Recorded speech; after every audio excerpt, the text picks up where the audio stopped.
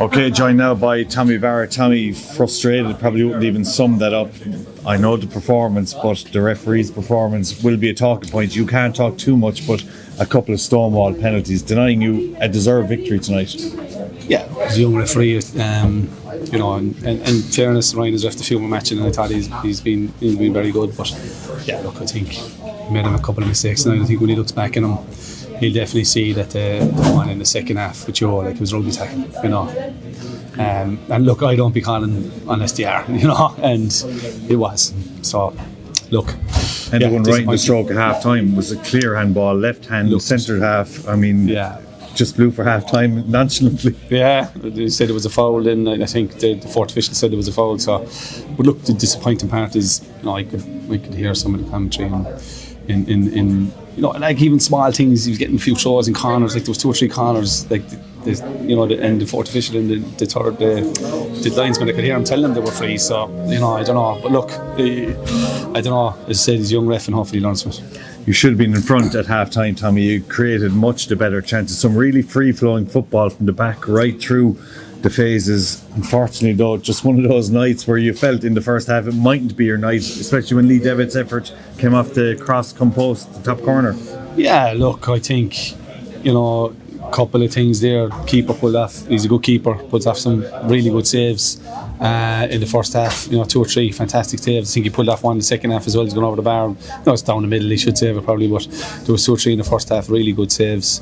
And then I would say there was a couple where we didn't show enough conviction. Ben's one the back pass, and you can probably a bit more conviction. A bit unlucky. I know he's trying to hit the target, and I think Carl had one as well where he probably needs to get a bit more power on it. And then maybe decision making in the second half was one. Maybe we could have tried to walk into the net and probably should have scored. But it's important, I think, to keep a clean sheet and keep them 6 points behind us, because we know they were a good team, and in fairness to them, they looked to the game plan was to hang in the game and have a go at the last 10 minutes, and that's what they did, and they put us under a bit of pressure for the last 10 minutes. Yeah, they hit the crossbar. Corey pulled off a couple of saves. I won't say you were hanging on, but they did probably look the most likely in the last quarter to score. Yeah, I think the last 10 minutes, I'd say, Mikey Rowe hits the crossbar, but it's kind of, a fluky one if it goes in, and they had a really good chance, but it was offside.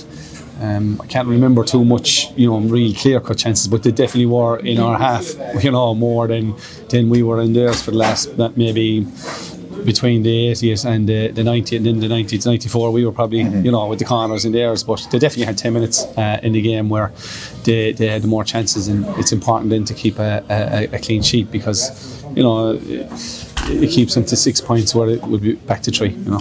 I suppose it's a knack, isn't it? I mean, you go to Dundalk and you've proved now to be almost their bogey team. Wexford have just proven to be one of those teams over the last couple of years that just frustrate you, and they go for it in the end, but they know how to sit deep and defend. Yeah, they've got good players, they're a good side, well drilled. There's a lot of, there's experience in the back line with Dean Larkin and Jim Crawford and McCourt. And then, they have very good players in the middle, and they're missing a couple of players as well tonight. So, and they're a real attacking threat, with especially with Mikey Rowan and Aaron Dobbs, obviously. So we know that what they can do, and they'll always get chances in games, and they'll always cause you trouble. So, keep a clean sheet against them is really good. It's glass half full, half empty when you look at the table tonight, because Dundalk were beaten. You also had Bray losing. You could have cut the gap on them in third place down to 3 points, but nonetheless behind you, nobody else picking up significant damage to close the gap. So, I mean, look, it's a case of just ticking along with another point. Yeah, UCD closed it a bit, so we hope to look. Harps will come down here now bouncing, and as I said before, sometimes you was well off losing one instead of drawing 3, and winning 2, or even drawing in a win. So hopefully we can get a win on Friday night, and look, if we keep the level of control that we have. But look, there's no easy games, like I say it all the time, and you have to be at it, and we were at it tonight. But I can't fault the lads' effort again. But just a bit around the finishing, and a few decisions went against us. So. I was just going to say, do you really feel the overall feeling from the player was deflated because the decisions didn't go their way in the first half, that it resulted in a flatter performance in the second half?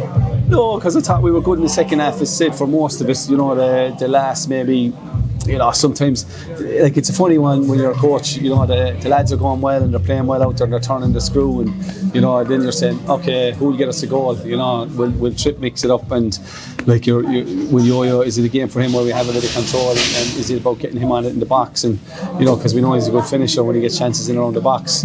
But then they kind of got out a bit more because we put Lee back a bit deeper, and Lee was in the pocket in his own. So it just kind of, they got a bit of momentum then when we made the changes, and sometimes that happens. Sometimes the changes go for you, and it gives you momentum. And tonight, you know, they got a bit of momentum out of it, and that happens. But overall, I think, you know, it was important to keep a clean sheet and get a point. Does it change your thinking going into that transfer window? I know I've asked you for the last 3 or 4 weeks, but as you get closer to it, do you still look at that number 9 position, an out-and-out goal scorer? Not taking away from Trip or Yo-Yo, because they always contribute, but an out-and-out goal scorer, like, you miss Enda Kern massively. Yeah, look, you always want someone that's you know, that takes the chances and put the ball in the back of it. Might get you 15 goals. We'll leave David might get there this year, hopefully. But look, yeah, we're in the playoffs. Like, sometimes it might be an out-and-out goal scorer, but if he's not, doesn't fit the system, and he's not working his socks off for the team, and you know, we're very much a team, and we get goals from all over, and like, you know, Lee gets a lot of these goals because of the work that the boys do behind him. So it depends, you know, it has to be a hard-working striker. You have to work hard in this league, you have to work hard in this team, so we can't afford to carry anyone. You know, and I think, you know, Enda got us goals in the past, and this is no slight Enda, like, you know, he'd finish it, you know, but defensively then we lacked a bit, so you have to get that balance right, and because they have to have the legs to run and finish, and they're hard to come by, Mike. But look, I think only Cove has scored more goals than us, so, and Cove have half of Cork City's team from last year. So if Cork are the only ones that are outscoring us, we must be doing something right. And finally, back here again Friday night. It's a good stretch of home games up to and including the cup game against Derry.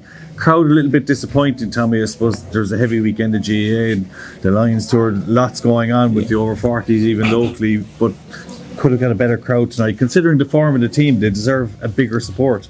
I do think that, Mike. You know, I think that for a long time. Look, good core support as usual, you know, and the lads were very vocal, the Blue Army lads in the corner, and the rest of the crowd as well, in fairness. But look, I suppose we have I don't know how many was here, but 1,000 probably.